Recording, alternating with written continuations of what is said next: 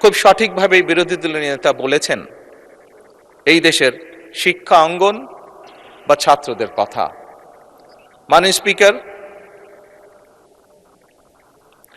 আমরা অবশ্যই চাই না যে আমাদের যে শিক্ষা অঙ্গনগুলোর যে অবস্থা, শিক্ষার্থীদের যে অবস্থা, সেটি এরকম থাকুক, সেটি অবশ্যই পরিবর্তিত হোক।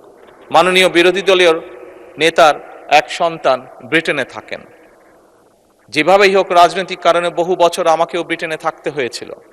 আমি দেখেছি সেই দেশের স্কুলগুলি কেমন।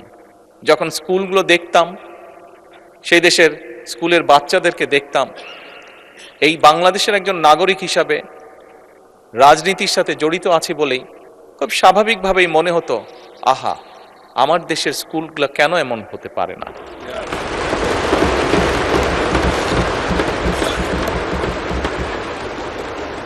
মাননীয় স্পিকার, দেখেছি সেখানে কিভাবে প্রাইমারি স্কুলের কথা যদি বলি, আমি যেখানে থাকতাম তার আশেপাশে প্রাইমারি স্কুল ছিল, সেজন্যই সেটি বেশি চোখে পড়তো।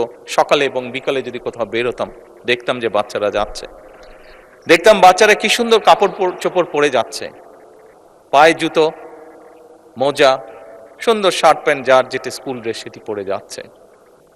মাননীয় স্পিকার, মনের মধ্যে একটি কষ্ট হতো যে আমার দেশের প্রাইমারি স্কুলের বাচ্চারা কবে এরকম সুন্দরভাবে স্কুলে যাবে।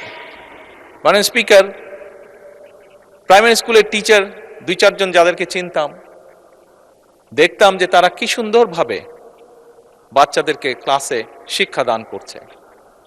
মাননীয় স্পিকার, আজকে এই সংসদকে আল্লাহ রাব্বুল আলামিন রহমত করেছেন এবং সে কারণেই মাননীয় স্পিকার আমাদের পক্ষে সিদ্ধান্ত নেওয়া সম্ভব হয়েছে।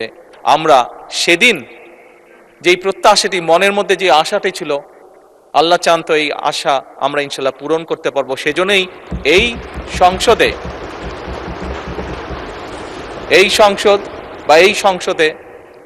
মাধ্যমে যে সরকার গঠিত হয়েছে, মাননীয় স্পিকার, এই সরকার সিদ্ধান্ত গ্রহণ করেছে এবং কাজও শুরু করেছে। আমরা ইনশাল্লাহ আগামী জুলাই মাস থেকে পর্যায়ক্রমিকভাবে ধীরে ধীরে প্রাইমারি স্কুলের বাচ্চাদেরকে স্কুল ব্যাগ দিব, পর্যায়ক্রমিকভাবে বাচ্চাদের আমরা স্কুল ড্রেস দিব এবং পর্যায়ক্রমিকভাবে মাননীয় স্পিকার আমরা বাচ্চাদেরকে জুতার ব্যবস্থা ইনশাল্লাহ করব।